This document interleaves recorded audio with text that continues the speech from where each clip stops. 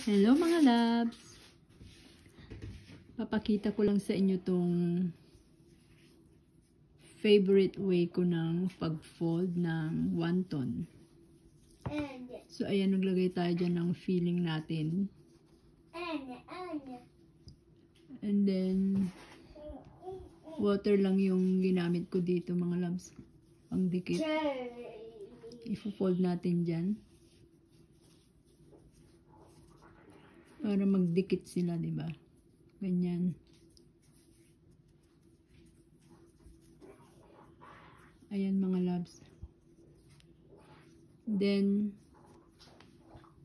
lalagay din tayo ng tubig dyan. Kabilaan. And, magdidikitin din natin na ganyan. Oh. Di ba mga loves, ang cute? Thank you for watching.